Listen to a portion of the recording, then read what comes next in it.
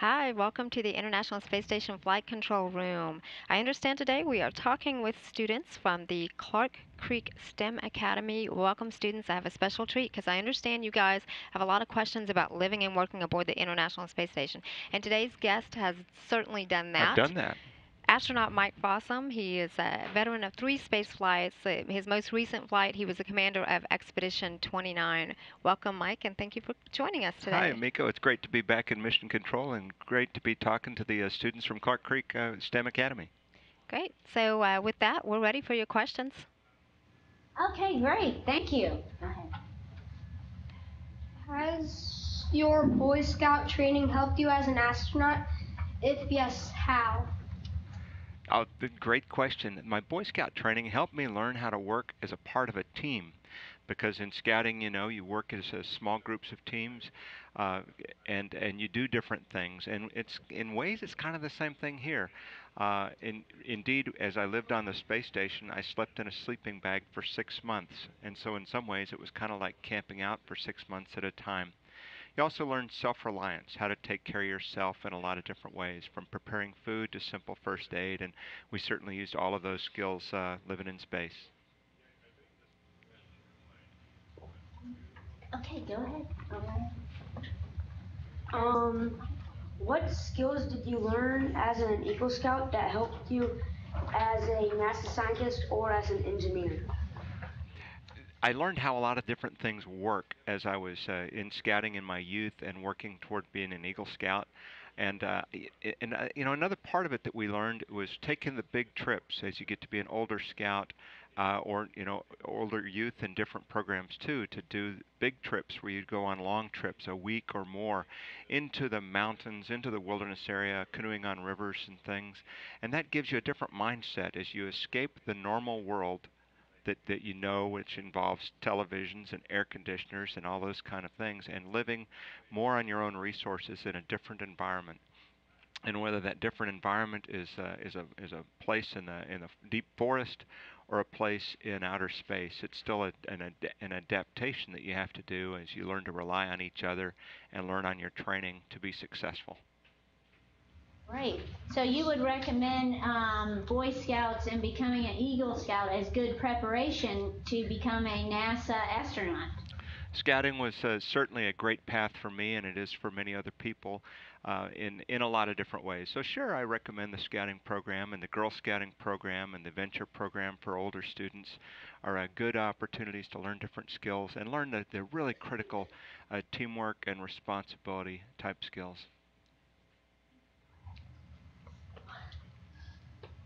Are you still eligible for space flight? Yes, I am. Thank you for asking. I'm still an active astronaut, and I'm still training. I'm back in line, and hope to go again someday. I've worked very hard to get to this place, and I think I got another flight left in me. Okay.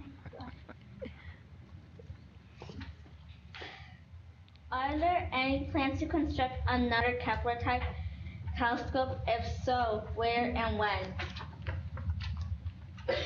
Oh, the space telescopes. We don't have any more missions to go repair or work on any of those telescopes. There are some big telescopes, if I'm catching the question correct. The human spaceflight program is kind of separate from our telescope programs these days. The Hubble Space Telescope is the most famous one, of course, and we sent several space shuttle crews to visit the Hubble Space Telescope to help do some maintenance and some repairs to that to extend its lifetime for a long time. But those discoveries that are being made through the Hubble Space Telescope being the most famous, and the other observatory scopes is a separate kind of program. Excellent question. We have another one? What is the status of your skeletal system since logging so many space miles? Well, believe it or not, I came, after my last flight. I lived in space about 5.5 months, and thanks to some really good medicine and really good exercise machines and programs that we did in space, I came home with very very little change to my skeleton system as well as my muscles. So, and my cardiovascular system. So my bones were healthy, my muscles were healthy, and my heart and lungs working together for the cardiovascular system also was came back in great shape. Now I worked very hard. I worked out 6 days a week on orbit, and I worked hard during those workouts. And that's really exciting news, and it's kind of new because we have some new exercise equipment up there that allows us to get some really good exercise and put the stress on that skeleton so you maintain your bone strength. And that's important someday when when you're on the way to Mars and back again and you want to come home healthy. And that's a great question. And also, in addition to just exercise, as we know, even here on Earth, diet and exercise combined are very important. And so, one of a couple of research things that they're doing now is looking at nutrition as well to help mitigate those effects. Oh, they've definitely Or found that the food we eat makes a big difference in our bone health also, especially when we're up there. And one big example that the nutrition people told me beforehand was be sure you eat fish a few times a week because the fish and the fish oils end up being really important for bone health, and they don't completely understand why. At least I don't understand why, so I can't explain it to you. But eating that good diet with lots of good meat and vegetables, fresh vegetables and fruits and stuff, as well as the exercise, all work together to make your body stronger here on Earth too. So, and I did a lot of that before I flew, so I launched in pretty good shape and came home in good shape too, which is important. yep. So you hear it at home. You hear it now. Eat your veggies. Mom was right. Next question. Mary, go ahead. If salmonella was found to be more aggressive or upregulated on the ISS, how might we be able to use this finding on planet Earth? Well, what they're doing is working on a vaccine for salmonella and working on medicines associated with that. That was a completely surprising finding that some of these bacteria and organisms become stronger in space, and we don't know why. We don't know for sure if their biologic processes are more efficient in a microgravity environment, if maybe the radiation is somehow tweaking them up, just like you might see in cartoons or bad movies. We're not really sure, but that gives us the opportunity to research these things in a new way, in a new light that we did not expect to find. And so there's a lot of exciting things that are just starting to come out along those lines. So keep an eye on that. Thank you. The space shuttle seemed like an ultimate space vehicle. It could land like an airplane and glide, yet it also has rocket type capacity too. Why is it no longer in operation? Oh boy, we could go on a long time about that. I was fortunate to fly 2 times on the space shuttle, and what an amazing flying machine it was because you're right, it's the stuff that's right out of science fiction, and it really was a beautiful, amazing flying machine. I think the reason we're not flying it is because as beautiful and as amazing as it was, it did have some design flaws, some things that were weaknesses in just the basic way that it was built and the way it was launched, and there were some weaknesses, particularly with the heat shield system.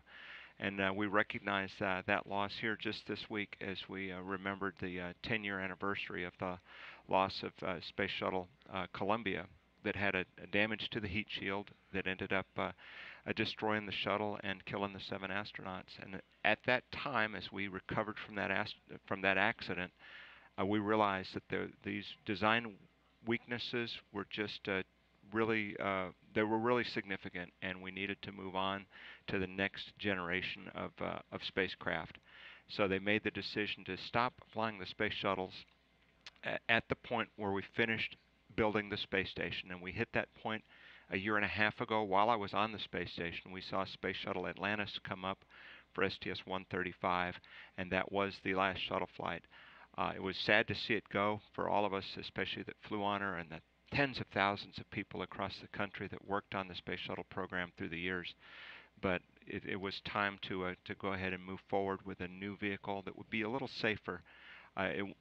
No vehicle will have the kind of capability that the shuttle had, though, with a huge cargo bay and landing like an aircraft on a runway. What a remarkable capability that was. I'm excited and proud to have been part of it, but I look forward to the next vehicles that are coming along in the years ahead too, because we've got a lot of exciting times ahead. We do, and I think also, not only we're wanting to expand, so we're wanting to go further and beyond low Earth orbit, and so it is going to take something else to get us there. Absolutely. So The space shuttle, as cool as it was, would never go to the moon because at the moon you don't need wings and you don't need tires. Uh, and even Mars, that has a tiny bit of atmosphere, you would not have landing systems like the shuttle. So you need to use more of a capsule type of vehicle, or a lander type of vehicle. So the shuttle was great for helping us build this magnificent space station, and its work is done. And so now we have to visit them in museums. next question. What type of maintenance needs to be performed on the ISS? We have to maintain lots of different things inside. And just like you do at home, we have to do some little house cleaning. About once a week, we get out the vacuum cleaner and we clean, well, we don't really have carpets, but we clean the walls and even vacuum the computers and the air, like you have the air conditioners at home. Well, in space, those are even more important because they collect all of the dust gets caught in the air conditioner filters. And so we have to vacuum those up and keep the place clean. Um, as well as there's other things associated with just living and working up there. Just like you might have to do at the house where something breaks and it's time to change out the garbage disposal or work on a leak in the plumbing someplace and things like that. So we're doing those kind of things as normal maintenance and preventative maintenance, they call it too. We'll go through and we'll make sure that all the bolts are tight on the treadmill so that as we're pounding away on a treadmill in space, we're not shaking anything loose and then causing some damage. Every once in a while, we have to go outside and do some maintenance on things. We've changed out batteries that are part of our solar array electrical system outside. We've gone out to fix an ammonia leak that was part of the cooling system outside. Sonny Williams and Aki Hoshide went outside and did some work on that system a few months back. So it's always busy and active times. It is, and a lot of this maintenance work, is essential because it's what enables us essentially to conduct all the research that we're doing, which is the main reason for going up there, using that International Space Station. It is a laboratory, and it's something you have to do, but it's all part of what enables us to continue that research. Part of it's also a test bed, as That's we right. have systems that, for instance, that remove carbon dioxide from the air because we don't get fresh air from outside. And we have to remove that carbon dioxide that we're breathing out all the time has to be removed from the air.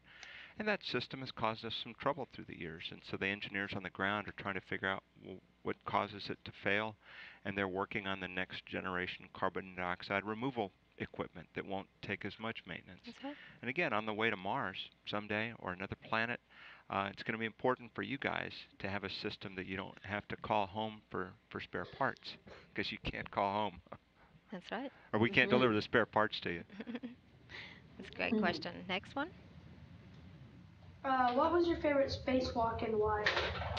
Oh my, that's hard. That's really hard. I think probably my favorite one was my last one. I did a spacewalk in July of 2011, just over a year and a half ago, and that was while Space Shuttle Atlantis was docked to the space station. It was so cool. We took a broken pump module from the space station and we put it in the cargo bay of the shuttle, and we moved a new science experiment that came up in the shuttle's cargo bay up to the station where they've been doing that work up there. And it was so cool. For me, that was my seventh spacewalk. I've been outside almost around 48 hours working outside, and it was really so cool to me. I'd worked as an engineer on spacewalk procedures and tools and things when I was an engineer working at NASA. Then as an astronaut, I helped build the space station, and it was really neat for me on my last flight, while the shuttle was there for its very last flight, to be outside and be in the cargo bay of Space Shuttle Atlantis, and kind of a way of paying tribute to that amazing flying machine one more time, and just kind of got a lot of work done. But I also took a few minutes to enjoy the experience of the incredible view of the Earth and the stars from not looking through big thick glass windows, but through a little skinny fishbowl of a helmet. And if you ever watched Fossum when he was working aboard the International Space Station, or anytime doing any of his space flights, I think it would be very difficult to determine which one was his favorite. Was it spacewalking or fixing the plumbing? Because he always looked like he was having a great time up there. That was a great question. Next one. how were you able to communicate with your family while you were on space mission?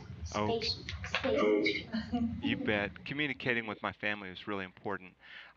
We through kind of a link up with through computer systems and data systems, we can call people on a telephone. And so I would talk to my wife almost every single day. I'd have the chance to talk to my wife. We have four children, and some of them are out of the house, and so I didn't get to talk to each one of my kids every single day. But I tried to talk to them every week or so, and then every weekend I had a little video conference, about at least 15 minutes and usually longer, with my wife and one or more of my kids with her. And so that's how we kept in touch. We also had email, and it's not quick email like you're used to now. We certainly couldn't text message or anything that quickly, but we did send emails and stayed in touch. It's important. What is the most promising research being conducted on the ISS? Oh, cool. That one I have to think about for just a second. I think the health things that we were working on with bone health, we lose bone in space 10 times faster than an osteoporotic 80-year-old woman, which is pretty fast. And so if we don't take these countermeasures, and so I think it's really exciting to know that with really with good exercise and with some of the medications, and I was a guinea pig for a medicine that you can really stop this, you can halt this and control it. And that kind of thing's exciting. A lot of the other research that was going on had to do with material science, where we were loading samples in a furnace, and then while we're sleeping overnight, the ground is turning on that furnace and getting it so hot it melts the metal samples in there, and then cools them down in a certain way as they're learning how to build different compounds, as they don't get the same kind of mixing you get in gravity. There was also a really cool fluid dynamics experiment. It was like a fluid that had microscopic strands of plastic in it. They call them a polymer. And they were doing a dynamic test that I could see. In a lot of the science, we don't really get to see it happening. But this one, I was helping set it all up, and I'd get the sample in this test chamber, and then they would start to spin this little blob about the size of a bean inside there, and they would be twisting those microscopic plastic fibers, and then they stretched it. Now, this would form a really thin strand, and in Kind of like gravity, that strand silly just putty, right? like The way silly putty, but you stretch it really slow. thin.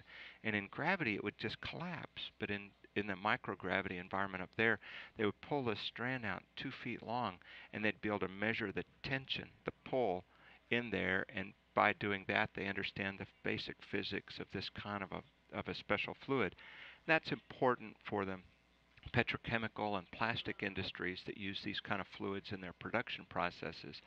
And so they wanted to know more about exactly how this stuff works. And so that's fundamental science. I'm not sure what it'll be used for, but the research team on the ground was real excited about the science that we were able to accomplish. So it was cool to be part of that.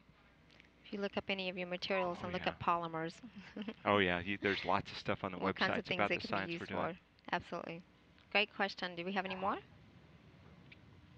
What what spacecraft replaced the shuttle? Well, that's a tricky question. The shuttle had so many capabilities, no one spacecraft is going to replace the space shuttle. Right now, when I traveled to and from the space station, I traveled on a Russian Soyuz rocket launching out of a country called Kazakhstan on a place called Baikonur Cosmodrome. We launched from the same launch pad that Yuri Gagarin, the first human in space, launched from over 50 years ago. So it was pretty cool to be part of that historical program and be another person in there. We've had several different vehicles that are providing cargo to the space station.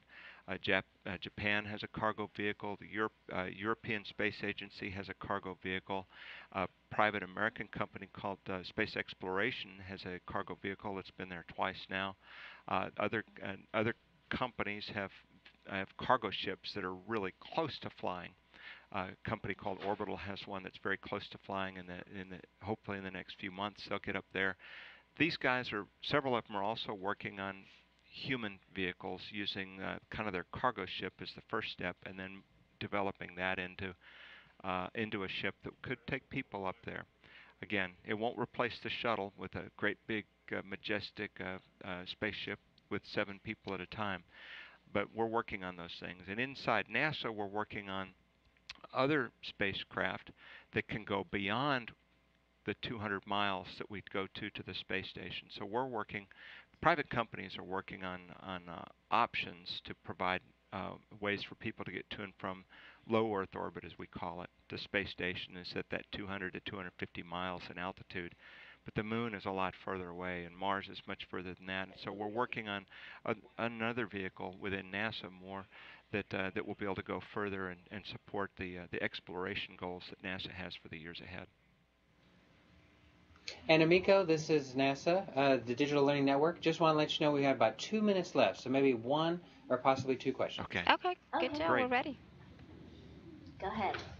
How did you earn the NASA Exceptional Service Medal? Oh, that's a great question. I'm proud to have been awarded that. It's one of the awards that are available for people that are just working hard and doing their job and kind of standing out. I was fortunate to be recognized for my contributions, and lots of great people, not just astronauts, but other the great people that work at NASA, get that award. So it's a great honor for me, and to share that honor with lots of other people. Okay, I think we can squeeze in one more. Why did you find it necessary to construct a replacement for the Soyuz as an emergency escape vehicle? Okay. Well, I worked on the X-38, and through the space station program, as this partnership has evolved, we've had lots of different countries and partner nations that are bringing different capabilities. And one of the things, an idea that we worked on here at NASA was called the X-38 as a crew escape vehicle. And it was something we tried out and went a ways with it, and then decided to move off in different directions. Since then, we were using the Russian Soyuz spacecraft to be our emergency escape vehicle. It's our ride up and our ride down, and we could use it. We could jump in there and leave at any moment. If there's a big problem on the space station, we could leave at any moment, and that's important. We have to have a way out. At the same time, we're working on, like I said, some of these other companies are working on other options that we could use on the space station besides just using the Russian Soyuz spacecraft. So we're learning as we go. We're trying out some ideas. Some of them are working out. Some of them we decide to step away from and try something else. Hey, you guys have had a bunch of great questions today. I think they're out of time and they're going to pull the plug on us. But thank you very much. Your questions are great. I can tell you've been doing your homework. Which is half the battle. You've been studying. You've been Absolutely. studying and getting and asking some really solid questions that show that you're getting a lot of good understanding of our business here. And I hope you can see where you might fit into this business in the years ahead. NASA is an exciting place to work. The human spaceflight business is just one of the greatest challenges and most exciting things that I can imagine doing. I'm excited to have been here, and I know Amico and all the other people that work at Johnson Space Center are excited to be here, continuing to operate the space station from this room that we're sitting in right now in mission control, and getting ready to help operate the other vehicles in the future, and get ready for you guys. Thanks. It was great talking to you guys. We'll get ready. Thank you so much. Thank you. You bet. Thank you very much. Bye. Take care. Thank you. Thank you.